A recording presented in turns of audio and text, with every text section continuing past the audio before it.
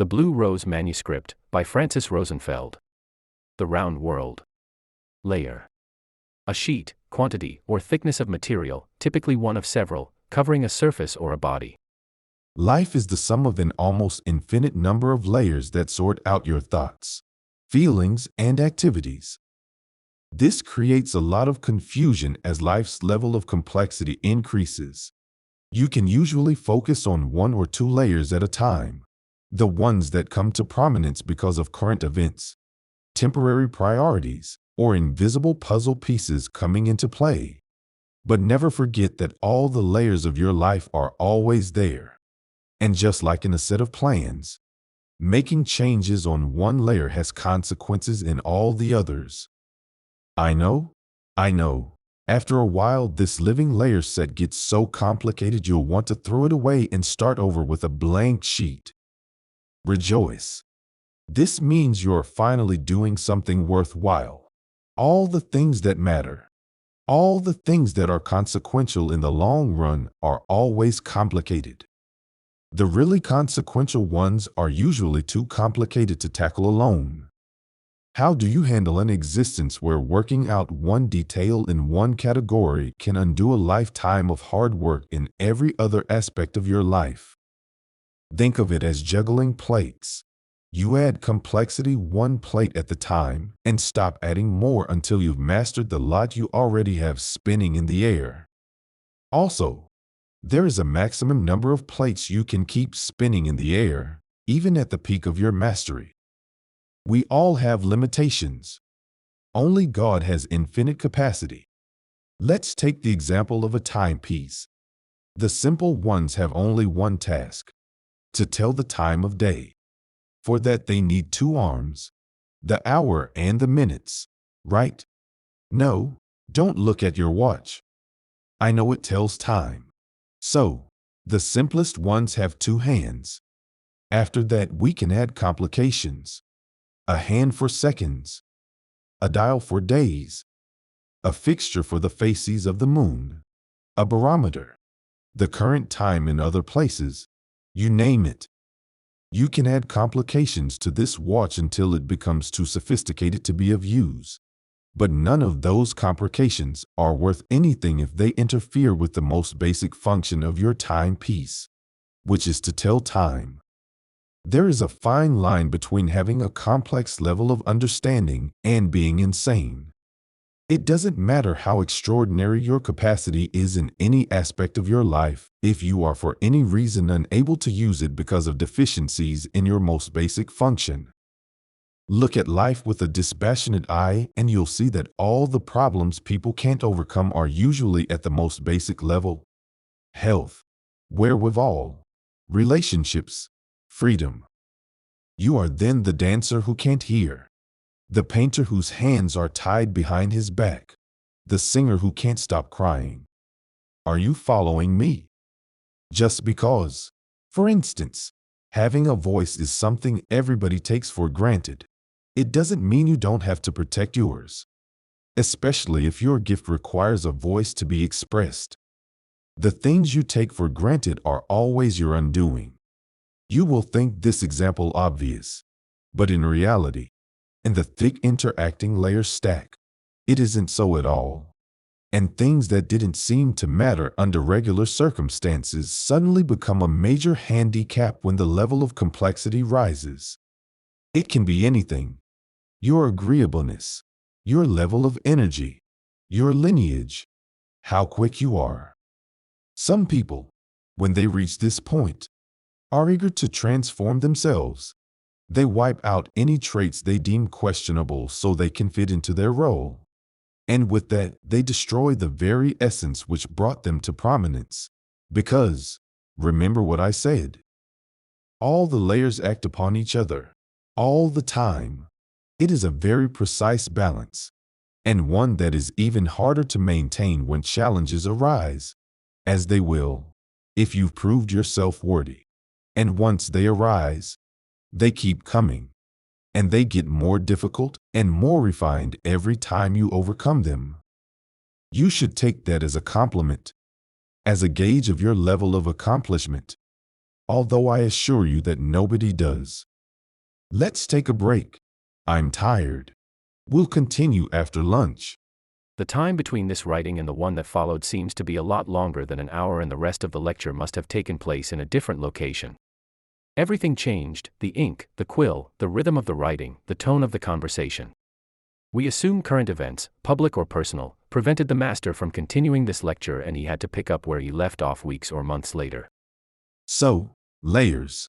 They interact across time too, an aspect you will find difficult to anticipate if you think of your life as water flowing inside its banks instead of a river that has a source, a course, and a mouth.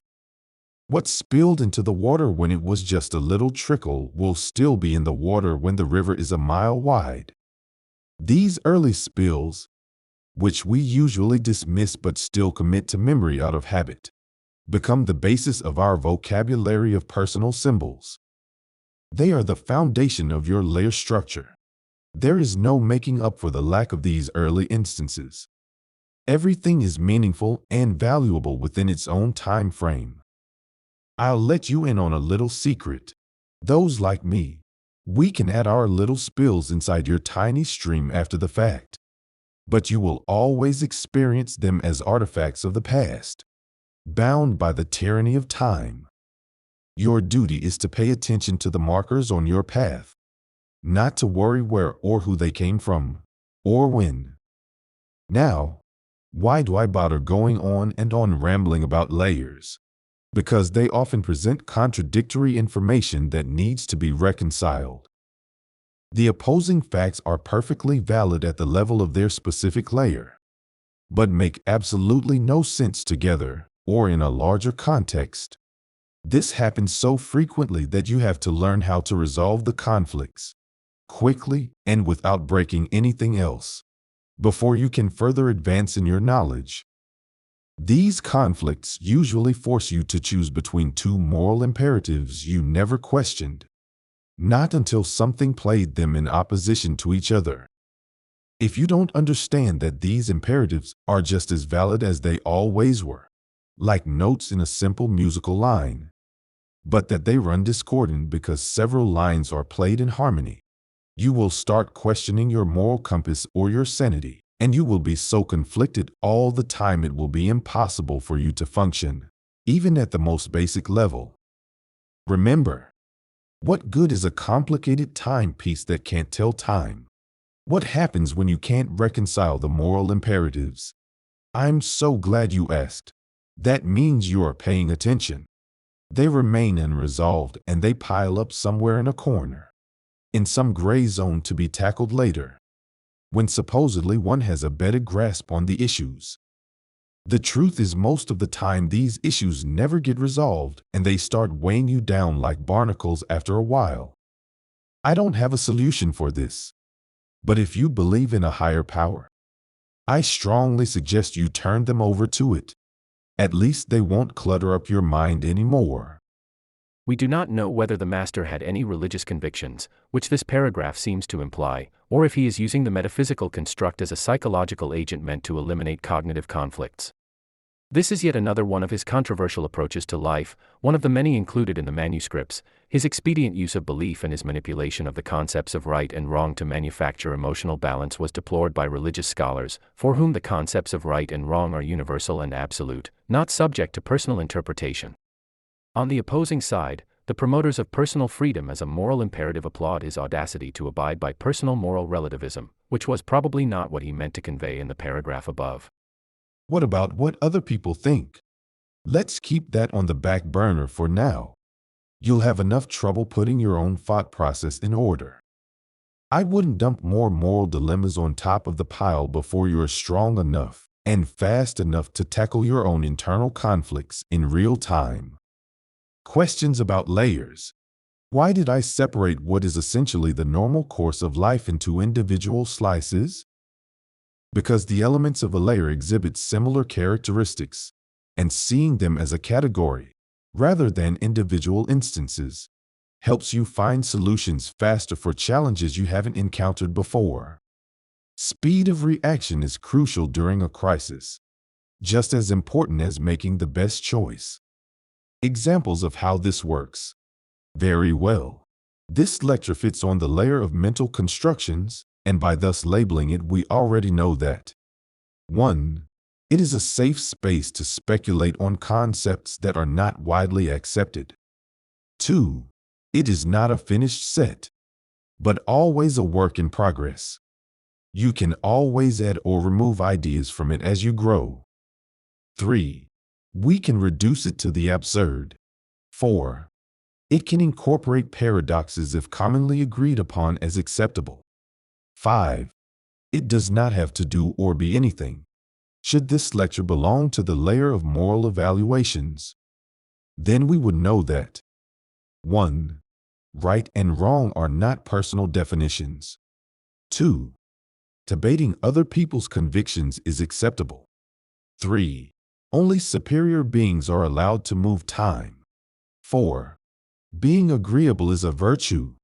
You can stop laughing now. Come on, really. Fine. Go ahead. Get it out of your system. The conversational tone of the manuscript still baffles the historians because it often reads like the transcript of an interview, which, obviously, can't be the case considering the age of the writings. We are still evaluating the possibility that the documents were forged, even though several teams of experts tested the writings and certified them as authentic. I almost forgot the most important thing about layers.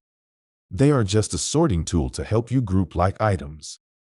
There is no moral judgment associated with an object's fitting onto a layer as opposed to another. Don't look at circumstances and events through the lens of your emotional responses to them. The first task in evaluating something new is to figure out what it is.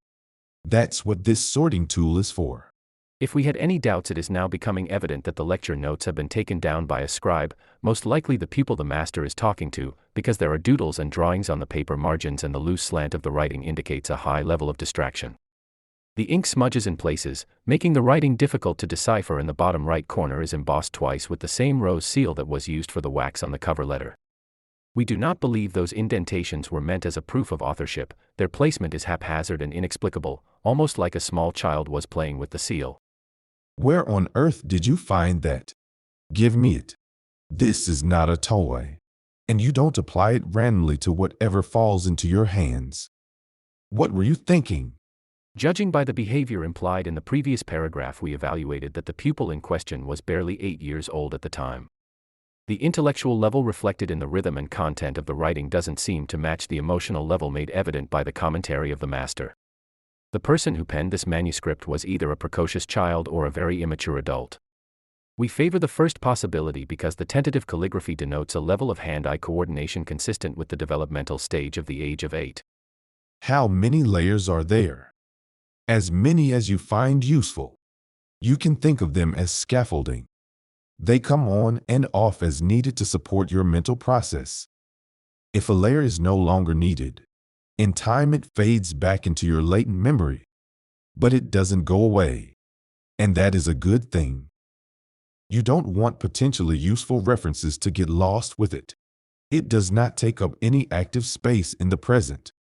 This is why you can remember how to say frog in French, even though you haven't used that language in 60 years. Or how to solve a geometry problem even if you were always terrible at math, just because you remember word for word the way the teacher did it. Don't underestimate the usefulness of memorization.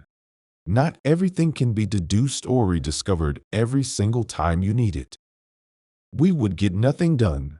Algorithms, chemical formulas, and, yes, layers are shortcuts for your mind. Wouldn't that clutter your thought with things that have no immediate usefulness? When your mind is cluttered with a lot more information than you need to perform your immediate tasks, we call that being an educated person.